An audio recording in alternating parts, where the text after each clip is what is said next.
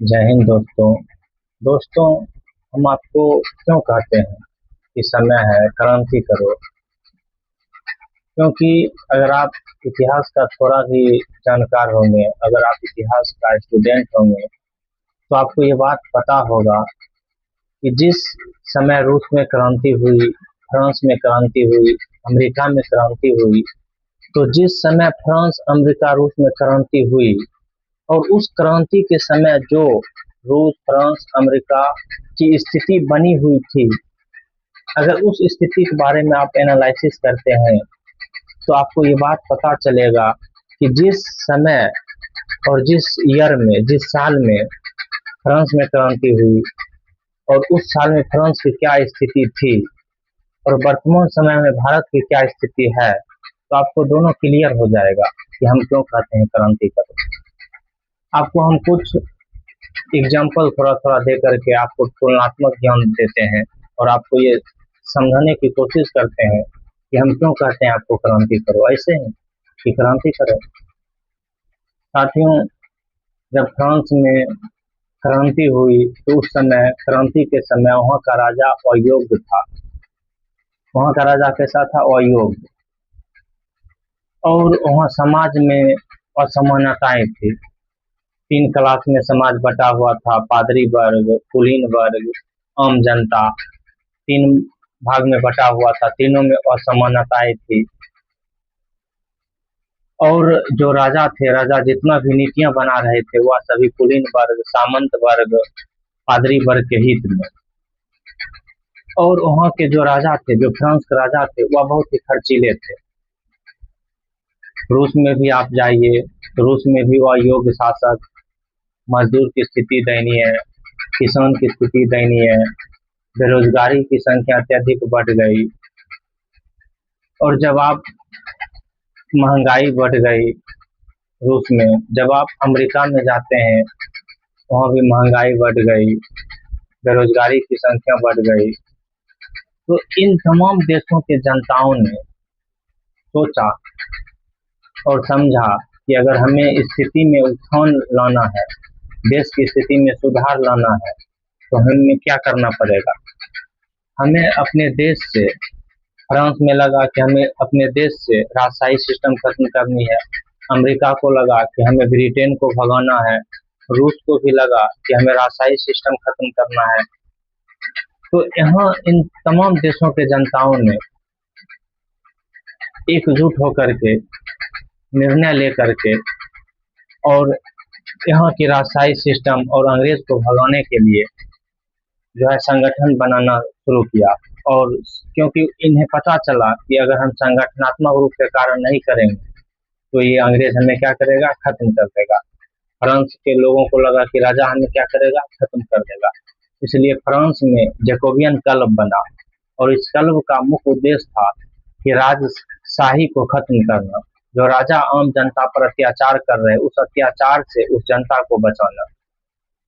और अमेरिका में जाइएगा तो ब्रिटेन के सामानों को बहिष्कार करने के लिए, क्योंकि अमेरिका के जॉर्ज वॉशिंगटन को ये बात पता चल गया कि हमें जब तक ब्रिटेन की अर्थव्यवस्था को नहीं खत्म करेंगे तब तक ब्रिटेन मेरे यहाँ से खत्म नहीं होगा। तो इन्होंने अर्थव्यवस्था को खत्म करने के लिए सन्स ऑफ लिबर्टी और डॉटर ऑफ लिबर्टी नामक संगठन बनाए।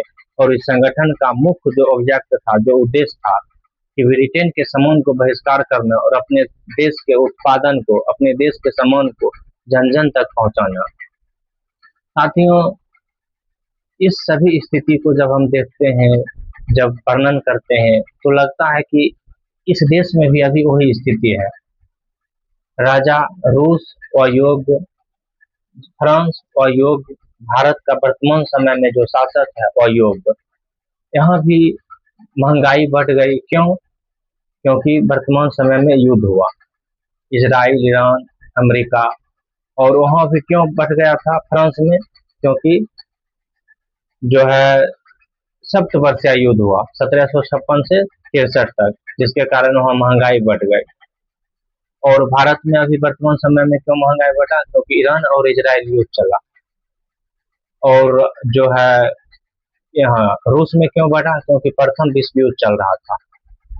तो आप जब तमाम घटनाओं के एनालिसिस करते हैं तो पता आपको चलेगा कि आप अगर साहसी कदम उठा सकते हैं इस देश को उत्थान के लिए, इस राष्ट्र को उत्थान के लिए, इस राष्ट्र में रह रहे जनता के उत्थान के लिए, तो आप भी संगठन बनाइए। अगर आप संगठन नहीं बना सकते हैं तो गुलामी मुक्त भारत संगठन से जुड़िए, क्योंकि इस संगठन का उद्देश्य ठीक उसी प्रकार का उद्देश्य है जो संगठन भगत सिंह ने बनाए, जो संगठन जो है राजगुरु सुखदेव ने बनाए, जो संगठन कोलकाता में बना, युगांतर संगठन, अनुशीलन समिति, और इस तमाम संगठनों का उद्देश्य था कि अंग्रेज के सामान को बहिष्कार करना। और हम जो गुलामी मुक्त भारत संगठन खड़ा किए हैं, इस संगठन का भी उद्देश्य है इस देश से अंग्रेजी सामान को बहिष्कार करना और इस देश में बना उत्पाद प्रचार करना। और उनका जो उस संगठन का उद्देश्य था अंग्रेजों को भगाना, क्योंकि अंग्रेज इस देश को शोषण कर रहा था। फ्रांस में जो जो जैकोबियन क्लब बना, उनका उद्देश्य था राजा जो राजशाही कर रहा है और वह राजा जो शोषण कर रहा है जनताओं को, उसको खत्म करना। और मेरा भी गुलामी मुक्त भारत संगठन का उद्देश्य है ये जो काले अंग्रेज है, जो सत्ता में बने हुए हैं, जो पॉलिटिशियन बन करके इस देश को लूट रहे हैं, इन्हें खत्म करना। तो साथियों, ये तब हो सकता है जब हम दो चीज करेंगे, क्योंकि कोई भी क्रांति दो चीजों पर सफल होती है, एक एक्सटर्नल सपोर्ट, एक आउटरनल मतलब एक इंटरनल सपोर्ट। जो एक्सटर्नल सपोर्ट है, जो आंतरिक सपोर्ट है, वो आंतरिक सपोर्ट जो है जन समुदाय दे सकता है, जनता दे सकता है। वह आंतरिक सपोर्ट जनता के द्वारा किया गया मदद से हो सकता है, जो आर्थिक रूप से मदद किया जाएगा। और एक जो बाह्य सपोर्ट है, बाह्य सपोर्ट का मतलब हो गया मीडिएटर का काम करने वाले। अगर हम कुछ बोल रहे हैं तो इस आवाज को आगे तक पहुंचाने वाला जो मीडिएटर है, जो मीडिया है, उसका अगर एक्सटर्नल सपोर्ट रहे तो हमारे जो लड़ाई है, हमारी जो क्रांति है, वह जरूर सफल होगी। लेकिन हमें सबसे पहले एक होकर के लड़ना होगा। पहले वैचारिक क्रांति करनी पड़ेगी, विचारों की क्रांति करनी पड़ेगी, बौद्धिक क्रांति करनी पड़ेगी। अगर इससे नहीं होगा तो आगे जो होगा वो देखा जाएगा। जय हिंद, जय